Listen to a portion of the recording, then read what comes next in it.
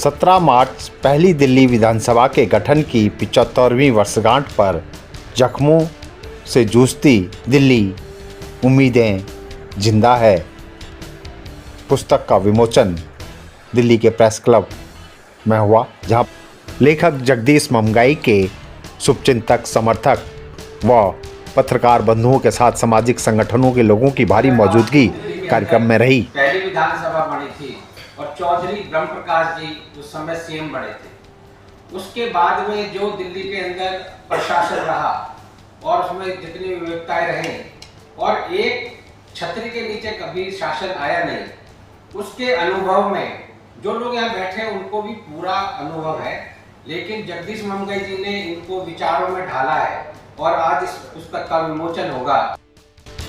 पुस्तक विमोचन पर कई गणमान्य अतिथिगण, पत्रकार व सामाजिक संगठनों के साथ बुद्धिजीवी लोग मौजूद रहे। मुझे लगता है कि दिल्ली के बाद चाहे हम किसी भी समस्या की करें, चाहे भूमि की बात की जाए, सुरक्षा की बात की जाए, पोल्यूशन की बात की जाए, रोजगार की बात की जाए, इंडस्ट्री की बात की जाए, समझ में नहीं आता कि दिल्ली को कहने के लिए दिल्ली नगर निगम भी है, नई दिल्ली नगर पालिका भी है, छावनी बोर्ड भी है, दिल्ली सरकार भी है, केंद्र सरकार भी है। इतनी सारी निकाय और इतनी सारी सरकारों के बावजूद दिल्ली जूझ रही है। सभी ने पुस्तक व दिल्ली को लेकर अपने अपने विचार रखे और साझा किए। और जब जख्म होते हैं तो डॉक्टर भी ढूंढे जाते हैं उनका इलाज करने के लिए, लेकिन डॉक्टर है या नहीं है, और डॉक्टर अगर ढूंढे भी गए तो कितने कारगर रहे इसका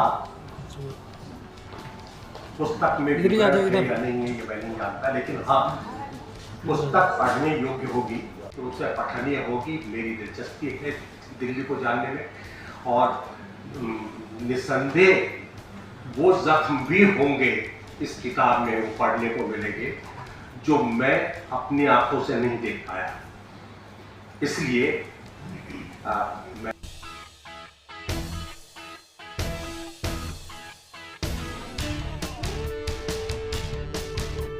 जाना है वो यही है कि वो दिल्ली को जीते हैं, वो दिल्ली को समझते हैं और दिल्ली में ही वो पूरी तरह से अपने आप को खपा देगा।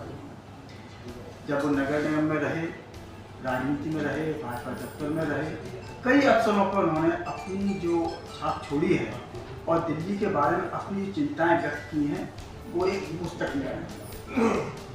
जब किसी पुस्तक को लिखा जाता है तो उसका महत्व बहुत ज़्यादा होता है, और आजकल के युग में जबकि सोशल मीडिया बहुत हावी है, बहुत सारी चीज़ें इतनी तेज़ी से आ रही हैं जिनमें क्या सही है क्या गलत है, उस समय एक पूरी संदर्भ सहित सारगर्भित पुस्तक को लाना एक बहुत बड़ा काम है, खासकर दिल्ली के लोगों के लिए जो दिल्ली में रहते हैं, जो दिल्ली में सालों से रह रहे हैं और दिल्ली में लगातार आ रहे हैं। जब वो इन सब चीज़ों को समझेंगे, पढ़ेंगे तो जानेंगे दिल्ली कहाँ पर समस्याओं से घिरी हुई है।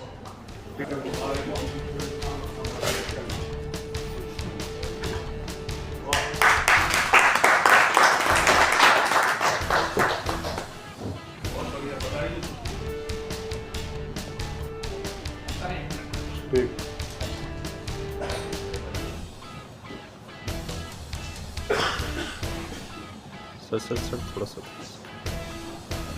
ठीक है सर।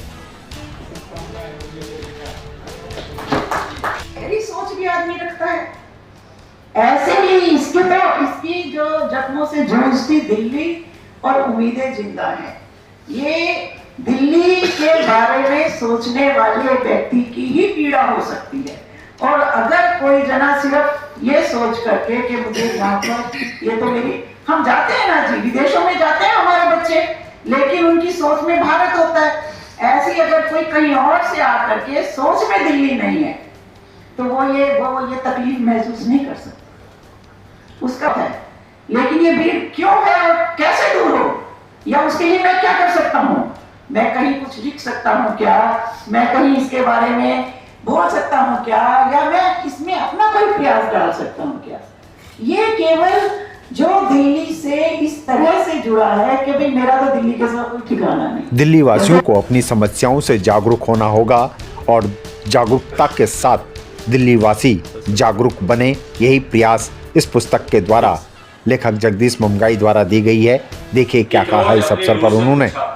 दिल्ली क्या है, तो यूं जवाब में कह गई, ये दुनिया मानो जिस्म है और दिल्ली उसकी जान।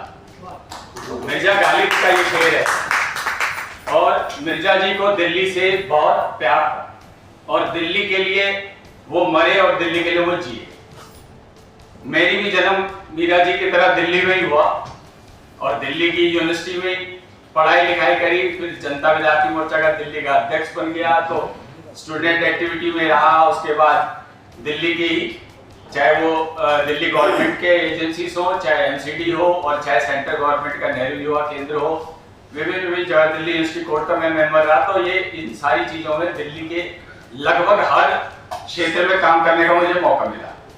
त्रिश्रेणी तो है ही कागजों में, भाई सेंट्रल गवर्नमेंट भी है, स्टेट गवर्नमेंट भी है और एमसीडी भी है, लेकिन एनडीएमसी भी है, कैंटोनमेंट भी है। और दिल्ली के साथ ये दुर्भाग्य कह लीजिए या दिल्ली की प्रशासनिक कमज़ोरी कह लीजिए कि दिल्ली में मुनक नहर है जो 10-12 लाख लोगों को फीड करती है, उसका कंट्रोल हरियाणा के पास। यमुना के बैरेज का कंट्रोल हरियाणा के पास। यमुना में पानी छोड़ा जाए बरसात में तो वो हरियाणा, और बाकी दिनों में जब बरसात ना हो पानी रोका जाए वो हरियाणा। पॉल्यूशन है तो पॉल्यूशन उत्तर प्रदेश, राजस्थान, पंजाब, कहाँ से आता है दिल्ली का। तो दिल्ली के लोग बिना कसूर के, बिना कोई गलती किए भी भुगतते हैं। ये एक पक्ष है। दूसरा पक्ष ये है कि 75वां वर्षगांठ आज हम मना रहे हैं दिल्ली के स्टेटहुड की, लेकिन क्या स्टेटहुड वास्तव में है? स्टेटहुड जो है भी और नहीं भी है, कागज़ों में है लेकिन अधिकार नहीं है। हाथ मुझके बांध दिए और हर चीज़ के लिए अनुमति सेंटर की लेनी है और सेंटर अनुमति देता नहीं है। और सेंटर ने जो पावर अपने पास ली, लैंड ली, लॉ एंड ऑर्डर ली, दिल्ली में डॉक्टरों की कमी है, दिल्ली में पुलिस एम्प्लॉयज़ की कमी है, हर क्षेत्र में दिल्ली में एम्प्लॉयज़ की कमी है, लेकिन सर्विसेज सेंटर के पास है और दिल्ली में स्टाफ नहीं है। तो काम होगा कैसे? पॉल्यूशन में भी डीपीसीसी और सेंट्रल पॉल्यूशन कमेटी के पास स्टाफ नहीं था, तो कहाँ से पॉल्यूशन की रोकथाम करेंगे? क्या लगता है सर? तो ये सारी चीज़ें कहीं ना कहीं देखनी पड़ेगी और कहीं ना कहीं सेंटर और स्टेट को मिलके, मैंने उदाहरण दिए कि सेंटर और स्टेट ने मिलके मेट्रो बनाई तो आज जो है एक आदर्श चीज़ बनी। जब मिलके अगर आप काम करोगे तो लाभ में रहोगे, नहीं करोगे अधिकार नोचने के, अधिकार हथियाने की कोशिश करोगे तो कभी भी कोई सफल नहीं हो सकता और दिल्ली वालों को भुगतने पे मजबूर होना पड़ेगा। मुद्दे हैं वो दिल्ली के चर्चा में नहीं आते। हमने कोशिश की है, चाहे 50 लोगों से चाहे 70 लोगों से, ये कोशिश की है कि भाई दिल्ली के मुद्दों को पहुंचाने की कोशिश करेंगे। प्रचार जितना इसका कर सकते हैं। हमारा इंटरेस्ट न तो बुक बेचना है और ना कोई सरकारों को कटघरे में खड़ा करना है। हमारा इंटरेस्ट ये है कि दिल्ली के समस्याओं के प्रति दिल्ली वासी जागरूक होंगे तो सरकारें अपने आप जागरूक होंगी, नहीं तो सरकार तो राजनीति करती है एक दूसरे के खिलाफ। जब तक दिल्ली जागरूक नहीं होगी सरकार कुछ नहीं करेगी, इसलिए दिल्ली को जागरूक होना होगा।